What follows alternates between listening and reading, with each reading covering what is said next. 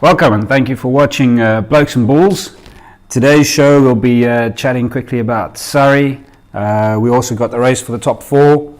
We're going to be talking about some transfers and then rant a little bit about United. Look at the injuries for City. Joe's going to be ranting about one of his players again.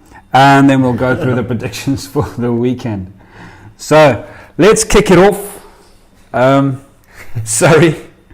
Sarri being charged with misconduct, which is accepted, and he's got an £8,000 fine for it. But the big news about that is the discrimination.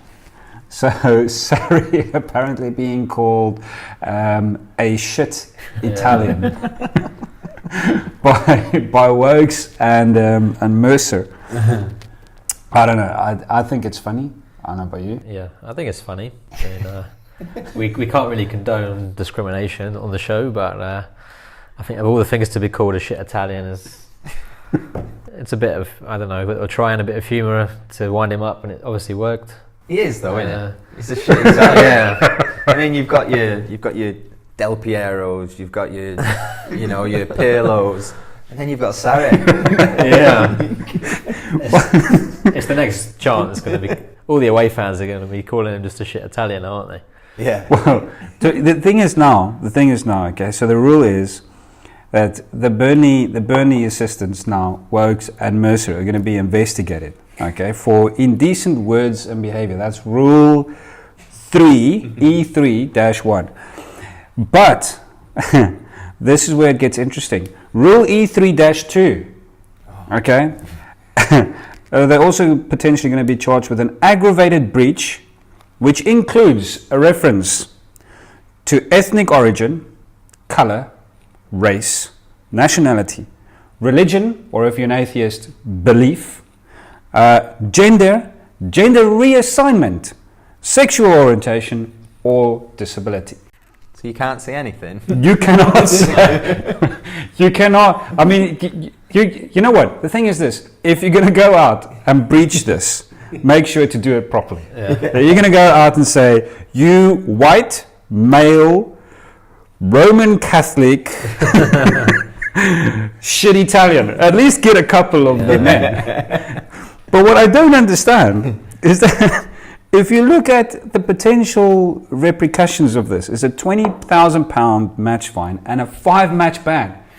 Why don't they just go and punch him? Yeah. For punching him, you get 3.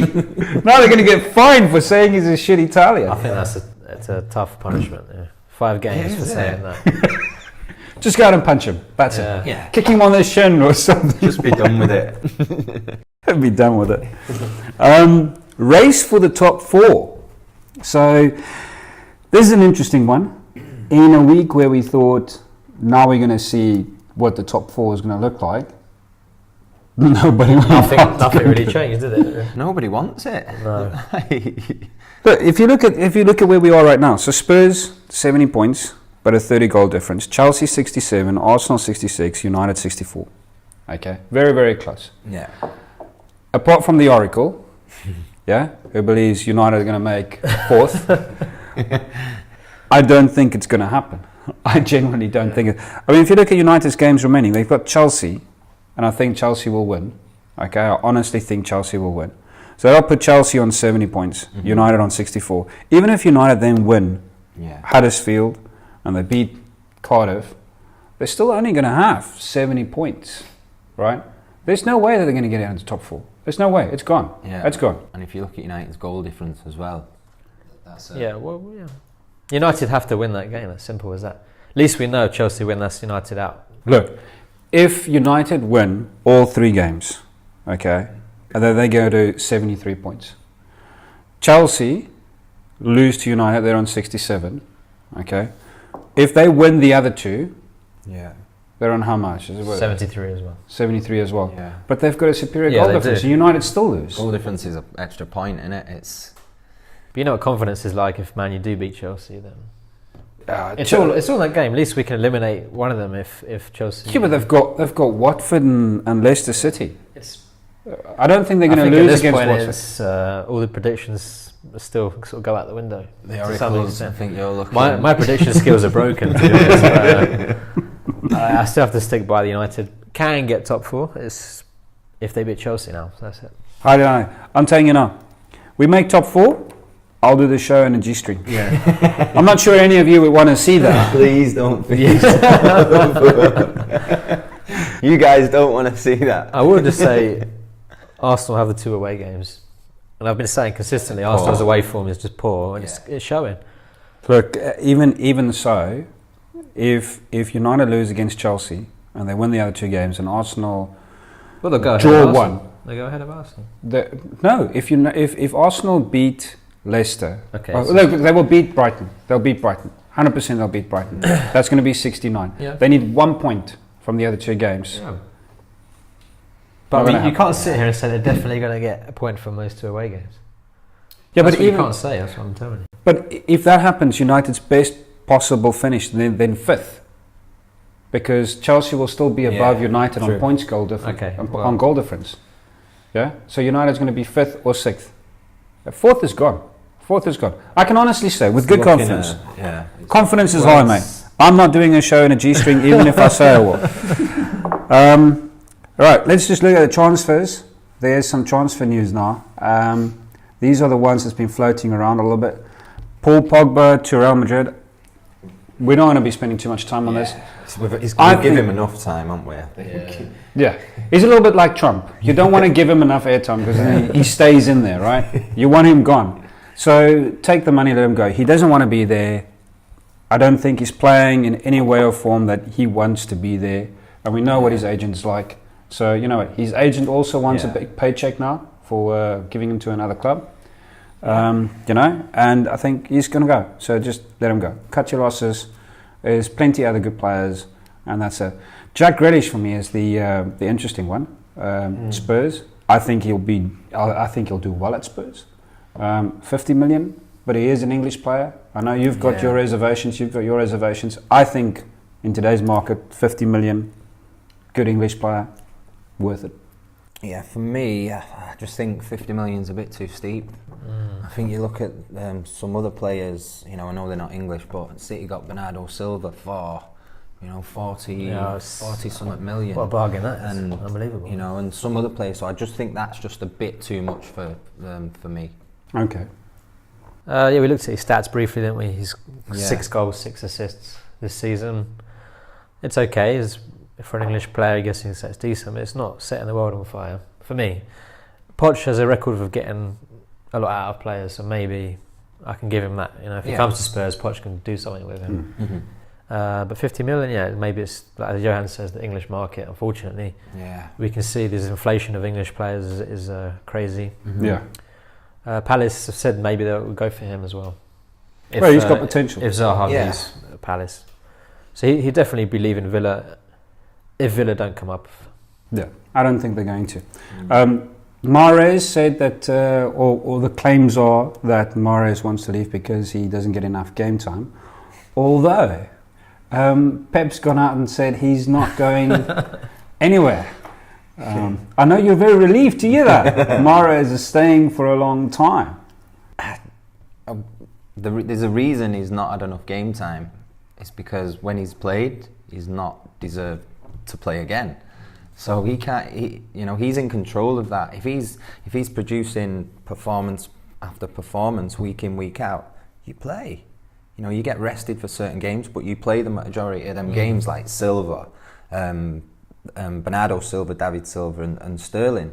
They play the majority of the games, get rested on a few. Yeah. And when he's come in, he's not taking his chance. So good squad player though.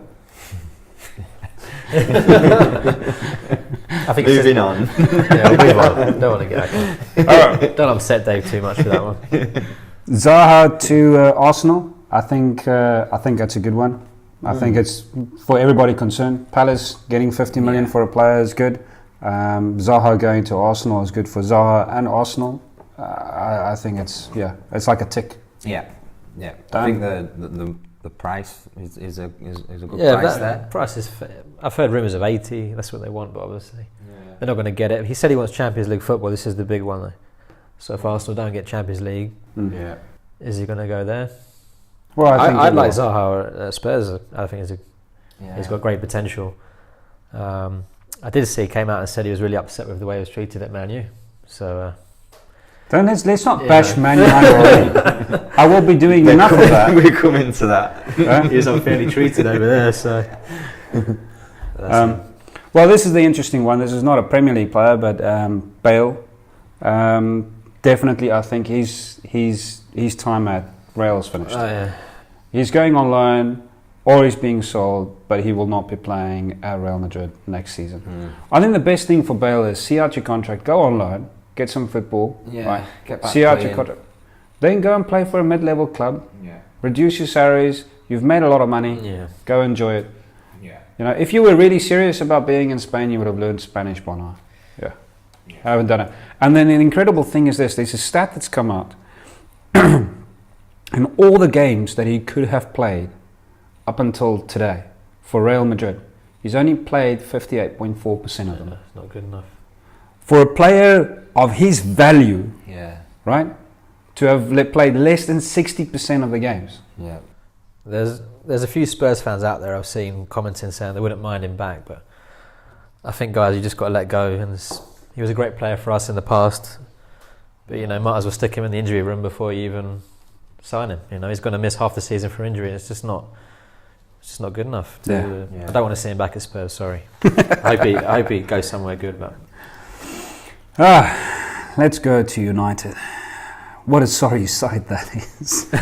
How long do you need here? yeah, I don't want to take too long on that. I mean, do you know what? If you look at those games, which games would you have when United still had? And I'm not trying to live in the past, okay? Because I know there's a lot of comments that's going and floating out there saying, well, you shouldn't live in the past, you shouldn't live in the past. But let's look at United as a club. Which of those games should United have lost before? You could have maybe said Barcelona, 100%. City, okay, yeah. Arsenal's always been a tight affair, so you could have said yeah. But Wolves, yeah. Everton, yeah. it's just shocking.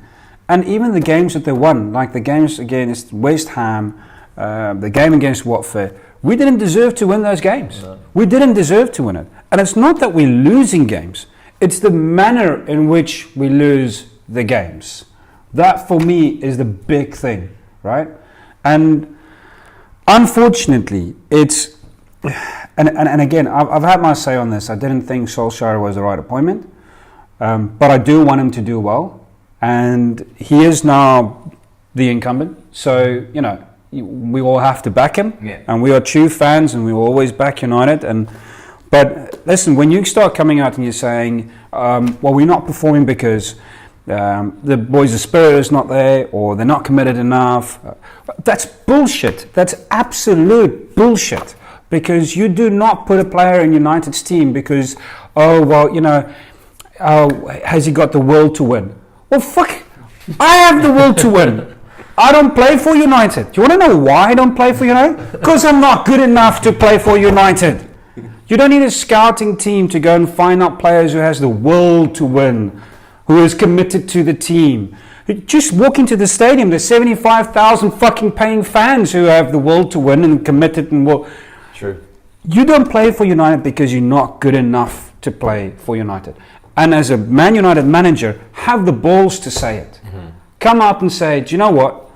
Rashford isn't composed enough in front of goal. He's got potential, but he's not composed enough. So at this moment, is he on the right level? No, he's not. Sorry. Pogba, I don't know where your mind's at. You've got all the talent in the world, but you're not displaying it. At this moment, you're not good enough. I'm going to fucking drop you. Yeah. Okay? You've talked about Loris being dropped. Why is Pogba not being dropped? Because we just don't have the balls to do it. If you look at what Ferguson did, and Ferguson was a great believer in Nicky Butt. He loved Nicky Butt. He was a good player. But then he would not pick him. In would come Nicky Butt into his office and go, why am I not playing this weekend? Mm-hmm. And he have to tell him, because, well, Scholes and Keane are better players than you are. And that's the reality. Yeah. Yeah. That's the reality. If you're not good enough, you don't play. Yeah. The issue at Man United is the players are not good enough, and that's why they shouldn't play. Pogba, on its own. Now Pogba has come out and he said, we do not respect ourselves, we don't respect the club, we do not respect the fans. Well, fucking hello! It's taken you 2 seasons and a loss against Everton to realise that. Oh, wow. Jeez, like, finally you fucking woke up. Problem is, I don't believe a word he's saying. Yeah. Not for a second do I believe a word he's saying. The problem with Pogba is this. So, Pogba for me is a little bit like David Beckham. And if I may, this is Alex Ferguson's biography. It's your Bible, isn't it? Well, I don't want to go that bad, yeah, but close. So there's a piece about Beckham in here, very specifically. We were playing against Arsenal, and Sylvian Wiltord was running circles around David Beckham, okay? And Ferguson absolutely lost his mind because David Beckham, wait for it, did not track back to go and win the ball back whenever he lost it, okay? Right. Off he goes, in the cloakrooms and in the locker rooms, there's a row of boots in between Ferguson and Beckham is not admitting that he's actually played poorly. And Ferguson kicks a boot, didn't aim at David Beckham, but hit David Beckham right against the eye, okay? Next day, Ferguson invites him into his office to come and listen to why Ferguson was so upset with him. Plays him the tape, and shows him what he did wrong. And this is what he says about David Beckham's reaction, okay? Page 66, if you want to go into that. I know there's a lot of bullshit quotes about the book and things floating out there, okay? This is from the actual book, page 66. He didn't even answer me. The next day, the story was in the press. In public, an Alice band highlighted the damage inflicted by the boot. It was in those days that I told the board David had to go. My message would have been familiar to the board members who knew me. The minute a Manchester United player thought he was bigger than the manager, he had to go. I used to say, the moment the manager loses his authority, you don't have a club. The players will be running it, and then you are in trouble. That says a lot. Well, that's happening now. That's what's happening, but that's now here comes the key piece for me. David thought he was bigger than Alex Ferguson. There is no doubt in my mind about that. It doesn't matter whether it is Alex Ferguson or Pete the plumber. The name of the manager is irrelevant. The authority is what counts. You cannot have a player taking over the dressing room. Many tried. The focus of authority at Manchester United is the manager's office. Now, I'm not living in the past. What I'm saying is let's learn from the past. Paul Pogba isn't respecting the manager. He wants to be the authority. Right?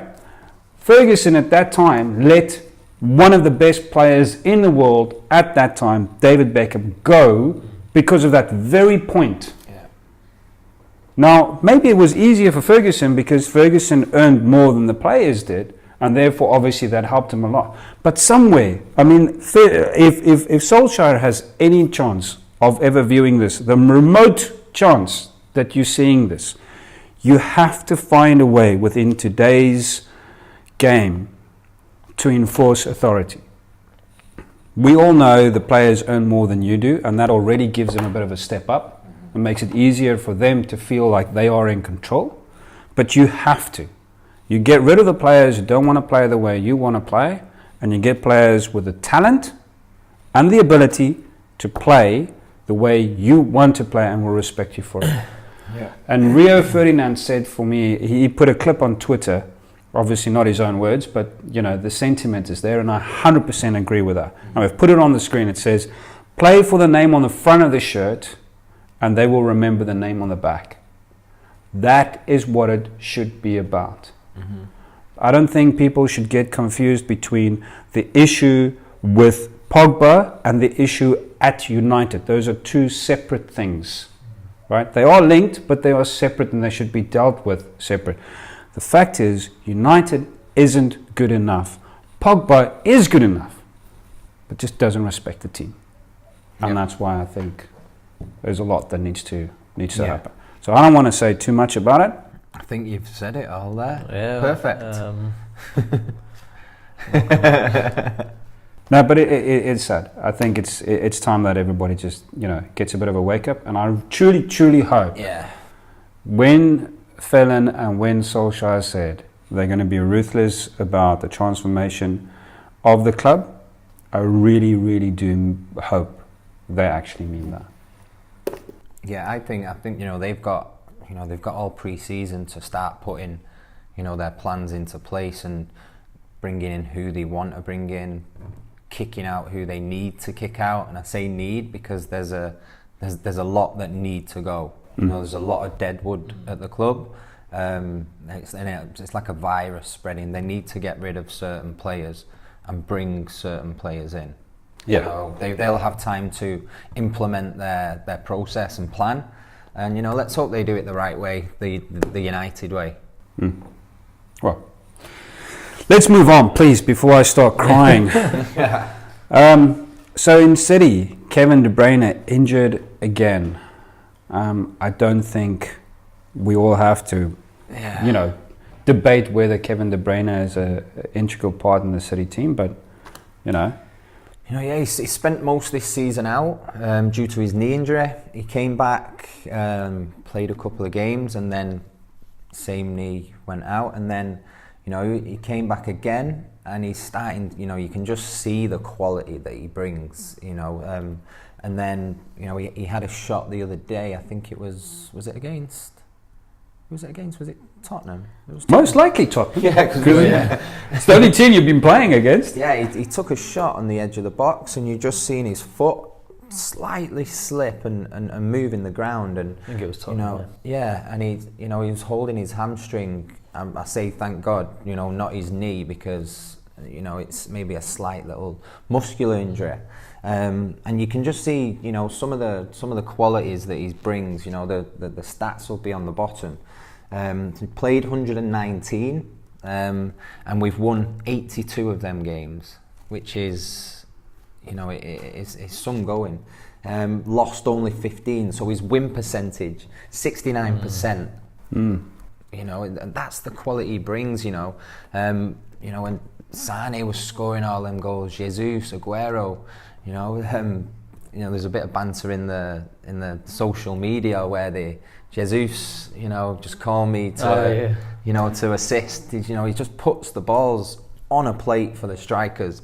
And if you're a striker and Kevin De Bruyne's got the ball, you're going to get a chance. You know where you have to be, because he'll deliver that ball, and without a doubt, you just have to get on the end of it. I think one of the key things about Kevin De Bruyne is the vision that he has on the field of play. When you see the type of assists he gets, it's not the easy little, let me just cross it because you're open.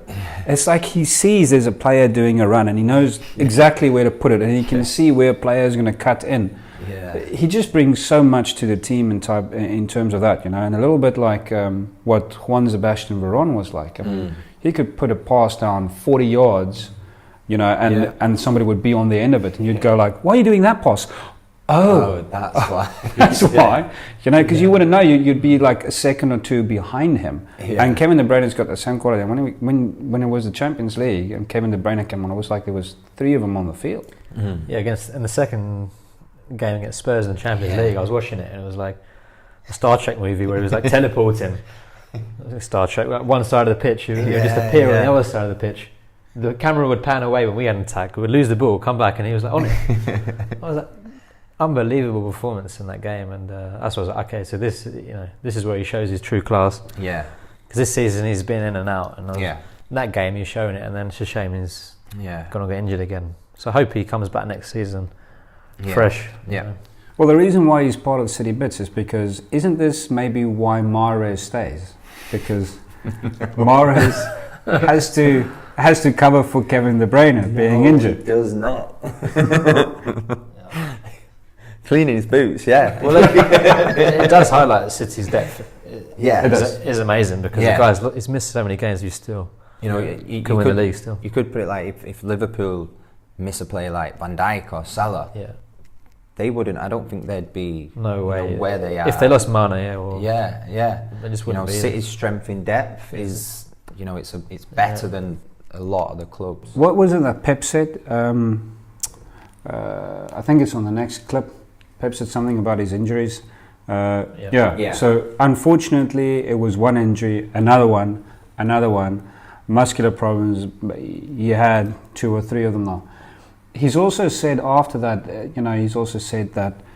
they'll now be spending a little bit more time focusing on his recovery to try and ensure that it doesn't happen again.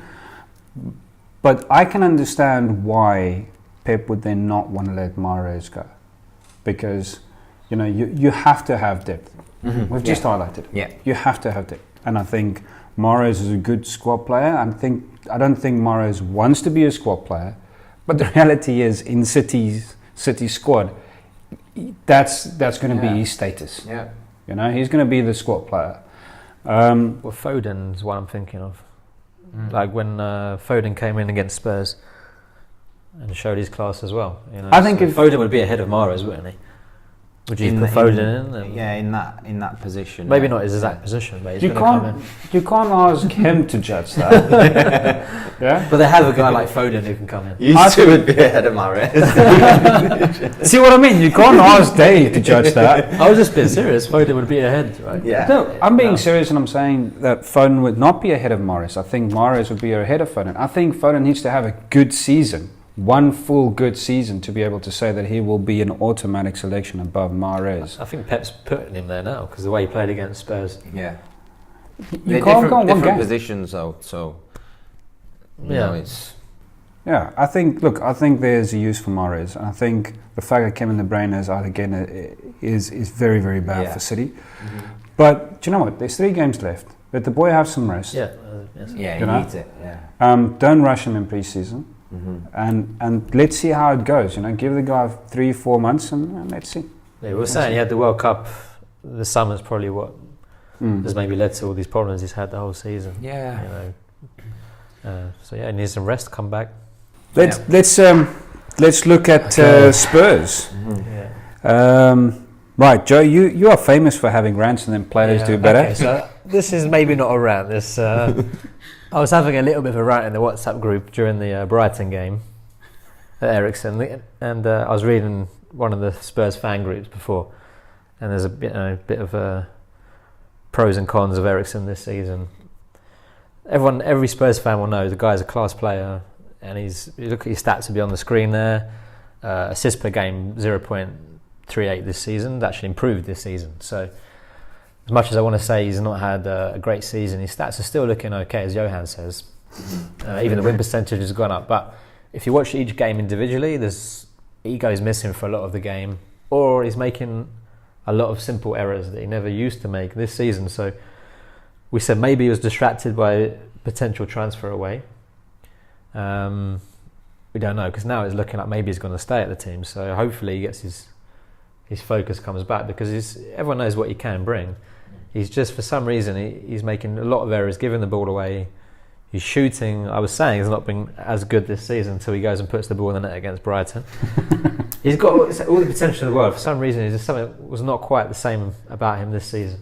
Can I just say, the game against Brighton, I thought you guys were very harsh on Ericsson, because he was the only guy, for me, that was trying to make something happen.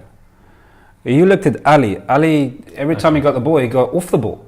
And if he were to pass back, he was either passing it diagonally or he was passing it back. He didn't do anything to go forward. Ericsson, yes, misplaced a couple of passes, but he was trying to put people in behind the defence. He was trying to get runners onto the ball on the side. So, I think if you look at Ericsson, he's a type of player that, again, maybe his stats is not as great as some of the others. It's still very, very good, right? It's still very good stats. Let's not make any mistake on that. But I think you guys are a little bit harsh on him at Spurs, because he is a very good player. He contributes a lot to the team. And again, he was one that I could see that was trying to make things happen, which is why in the end he got the goal. Yeah, you want them creative players, don't you? Yeah. Exactly. And maybe also, had Kane been playing with who he's got a better chemistry. You said Kane's not a... He's not a critical player, but I'm saying for him to link on with, right? If he gets that same type of chemistry going with someone like Son, who knows when to run, and Eriksen knows when he's going to be making a run, and the same with Mora. Okay, right, then maybe you can go and say, right, okay, so Eriksen is back to his top game, and then you guys will all love him again. But at this moment, I don't think it's there, and I also think he suffers because Ali is just nowhere. Yeah. Ali is nowhere. He doesn't have that freedom to float now because he knows Ali's going to get on the ball, with all due respect, but then he loses the ball and he fades away. So he's got more ground to have to cover. He's got more defensive duties now because he knows the ball's going to get lost in the centre. You cannot count just on Victor Wanyama to pick up the loose ball. Sissoko is out. The pressure is on him again. Yeah, the pressure's been on him. He's the focal point of the team. It's just been, same with Italian, watch him play. Errors he wasn't making before, like little simple passes. You just kick it straight to the opposition player. And I'm looking like, this is not an Eriksen I'm used to seeing. This season, I'm not used to seeing him. For the first season, this has happened. I've questioned him, and if I keep criticising him when he scores, I'll keep doing it, But so that's your tactic there. My tactic, every time. Can I just say, like, players like this that keep that high standard of play, it gets highlighted more because they've got that high standard. They have a couple of misled passes. It's highlighted a lot more because we're not used to seeing them. So it's not just one or two games. It was like a sustained period. It wasn't the usual Eriksen I was used to seeing. I wouldn't just say if it was one game. That's a bit harsh, but consistently he's been a bit off of his usual standards. Even though the stats maybe are not going to highlight it. So before we move on to the predictions... He had a great start to the season. Well, let me ask you this before we move on to the predictions. Would you then want to have Eriksen in the team, or would you want to transfer Eriksen? What would you want to do?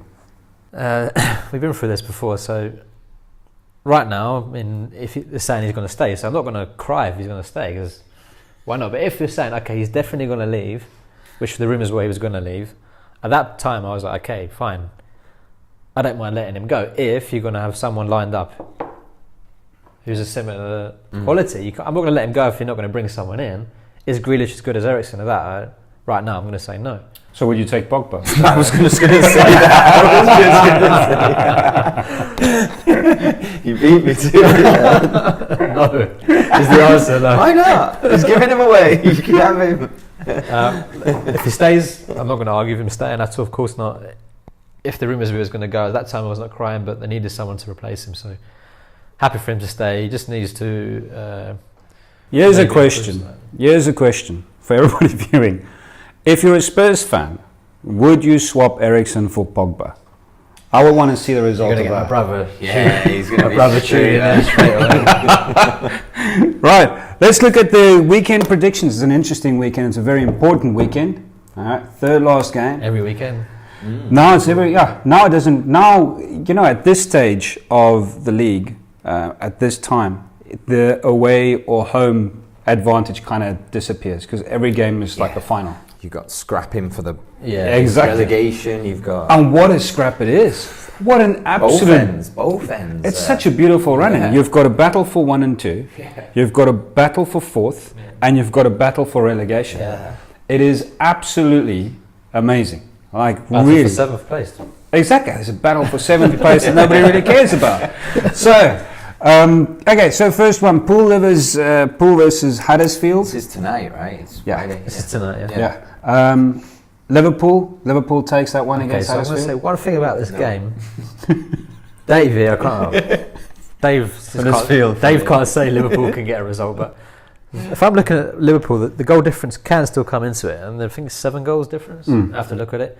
If I'm Liverpool, I'm thinking beaten by 8 goals, 7-8 goals, and just try and make up the goal difference. It sounds crazy, but Huddersfield easier said than done. But Liverpool have the potential to destroy them. Yeah, and get some 6, 7, 8 goals. I agree. Make it up. This is one chance I'm looking at a Liverpool game. Let's take goal difference out of it. I agree. Spurs West Ham. I think we all tick the same one there. Yeah. You're going to pull a David now and go like, "Oh, I'm so nervous." I've said Spurs are going to win because at home form. I've said it before. The new stadium has proved to be, White Hart Lane before it was tough to beat at White Hart Lane. We've won all our games. Not conceded yet. So it's proved the stadium has done us good. West Ham though, just always for some reason it's a cup final for them when they play Spurs. I'm going to say we'll win, but it will be closer than maybe my heart can take. Palace Everton. I think Everton. Again, I don't know what. David. Yeah, I've just gone Palace. I don't know. I think Everton can be hit and miss. They're not consistent enough, and I just with them being away from home, I just think Palace will take that one. Fulham Cardiff. I'm going to say Fulham, but can I just say, I really do wish Cardiff wins. Mm-hmm. I really want to see Cardiff stay up because I think they've been unlucky, very unlucky. Yeah. And I think they deserve to play up because they've not been a relegation team that's kind of like just given up. No. They've been putting in a fight week in, week out, everything going against them, and they just don't go away. They keep coming back. So I really, really hope that they stay up. I've said Cardiff are going to win it. Again, maybe it's more, I just want them to win it. Yeah. Warnock to, for him it would be a success if they stay up. I really want Warnock to stay up.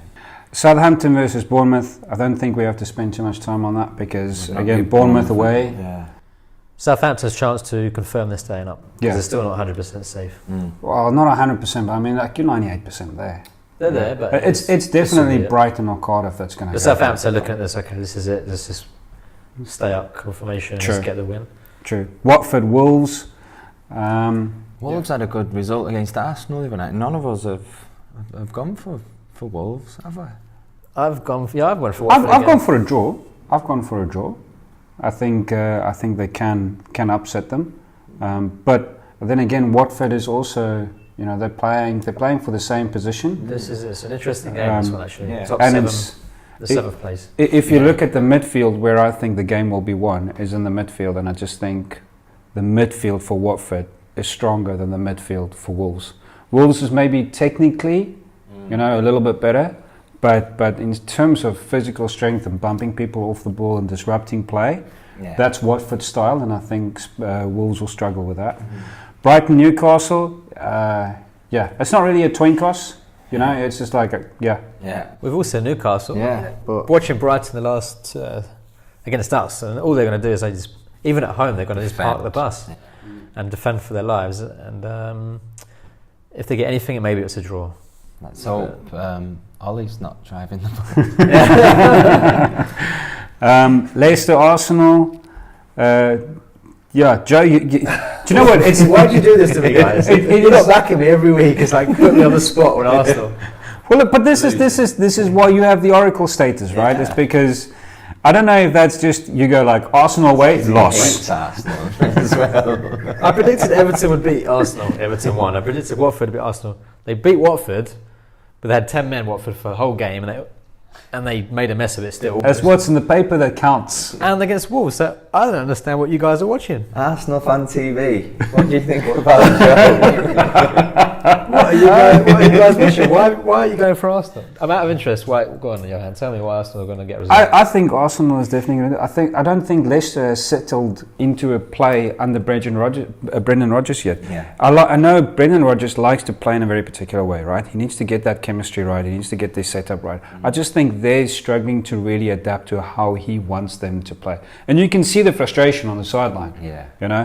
And that's why I think Arsenal is a little bit more settled now. Plus, they're playing for securing fourth.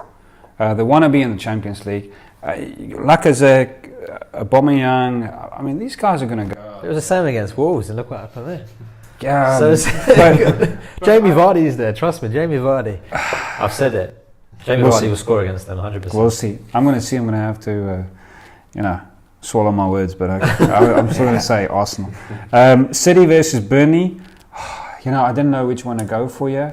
I flipped a coin and it landed on City, and I went, okay, City. Have you seen what the Liverpool fans have got? They've changed their Twitter logos to Barnes, the Burnley striker. I think Scouse. I think it's one of the Burnley fans who got all the Liverpool fans now to change their faces to the Barnes. Okay, last result, very quickly, 2 seconds. Man United, Chelsea. Man United don't win. Okay, next. Is that us for the week? I said Chelsea are going to win. Okay. I've gone draw there. You've gone draw? I've gone draw. You reckon the draw? Yeah, I don't know. We have not Well, look, scored. Let's look at the game. We've got the shit Oh. Italian versus Ollie's broken butt. Okay. There could be anything. The shit Italian versus Ollie's flat tire. Look, I don't know why you're even going for a draw. We have not scored from open play in 527 But minutes. You've got the most penalties this season. Yeah. We might get a penalty. Pogshite could score. Yeah. Pogba might get a penalty. No, I don't know. I think that's wishful thinking. Right, well, thank you very much for watching. Again, if you're a Spurs fan, do you want Eriksen or do you want Pogba? Have a great time. Cheers. Bye, guys. Guys.